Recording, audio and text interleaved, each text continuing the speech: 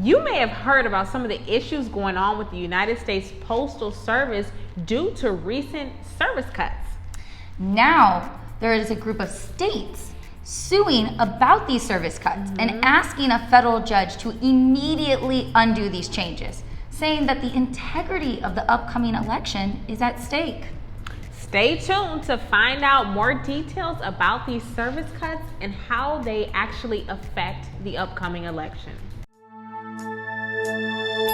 Ladies in law, ladies in law, ladies in law, ladies in law.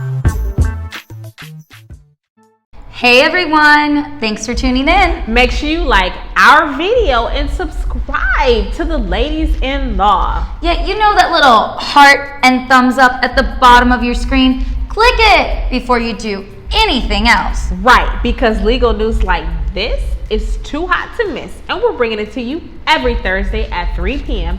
I'm Rippy. And I'm Shake. And we're the Ladies in Law. Where we're ripping and shaking up all the legal information you know, need to know, and want to know. From the tabloids to the courthouse to your own home. So today, we're discussing the major implications of service cuts at the U.S. Postal Service. Now, these issues are so critical that 17 different states filed 4 different lawsuits, including Michigan. Yeah. There are 2 main issues at stake here. The first is that the Postal Service is no longer treating election mail as first-class mail. Okay. Number 2 is the Postal Service's so-called leave behind policy.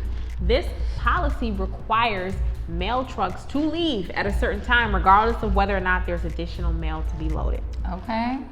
In addition, there were some of the, the trademark blue mailboxes, as well as sorting machines were removed at some of the facilities. Okay. Which affects the processing times for mail. But the Postmaster General has said that, we're not going to remove any more. However, it's very notable, 78% of the machines slated for removal were in counties where Hillary Clinton won in the 2018 election. Interesting. So the ones that have already been removed. 2016. The ones that are removed, they're not being replaced back? They're gone? So the lawsuit is requesting that they be replaced. Okay, so at this time, there's not more being removed, but the current ones that have been removed are still removed. Okay. Well, there are 14 states that filed a motion with the U.S. District Court in, I think it said Yakima, Washington, asking a judge to reverse these changes.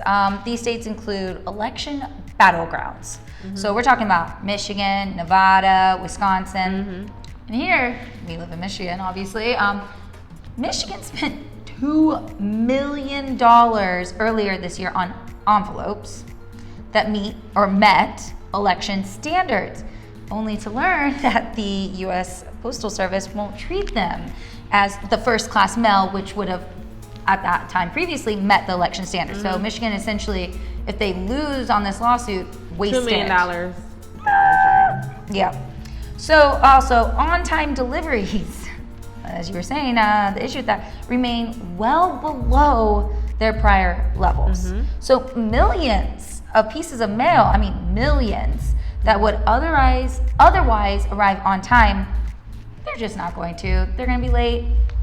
And that's extremely troubling to all states, as millions more voters are expected to vote by mail this election because of COVID and the pandemic and everything involved with that. Exactly. Now, the states are led by Washington and Washington Attorney General Bob Ferguson.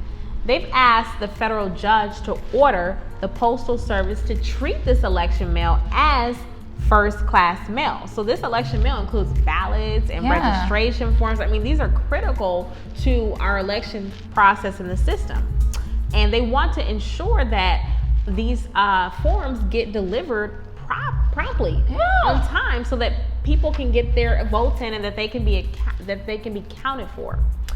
They're also asking the Postal Service to end that leave behind policy. So they don't want the trucks to leave until they finish loading up whatever mail is available. In addition, they've asked to replace, as we discussed, or reinstall whatever boxes or machines that were moved to ensure the timely delivery of mail.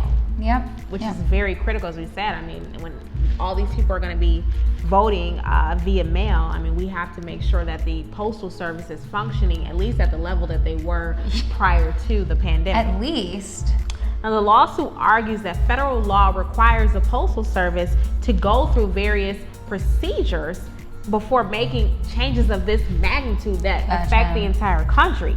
Now, these procedures include a review by the Postal Regulatory Commission and a public comment period, which clearly didn't happen in this case. States also argue that the changes, as we discussed, will interfere with their ability to administer elections.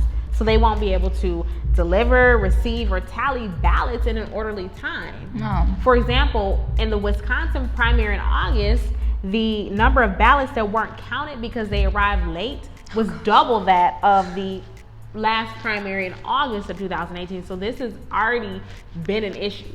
Yeah. I never thought that this would be something that I would even have to think about. I mean, COVID was nothing we expected during an election year. I mean, whoa, but it's so important. It's affecting every single American tremendously. And let's just talk about this. The 14 states that are involved In this particular in the Washington suit are Washington, Colorado, Connecticut, Illinois, Maryland, Minnesota, Michigan, Nevada, New Mexico, Oregon, Rhode Island, Vermont, Virginia, and Wisconsin. Well, they are all led by Democratic attorney generals. Interesting.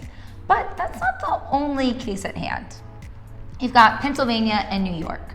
They're each leading their own separate coalitions of states suing over these changes. Montana has filed its own lawsuit completely. Really, this is something that's so important. Everybody should be on top of this and know what's going on because you need to vote. Go vote. Thanks for watching, and make sure you like and subscribe so that you get all the hottest legal news every week from the Ladies in Law. That's another episode of Ladies in Law, not your average lawyers. Rip it up, shake it up.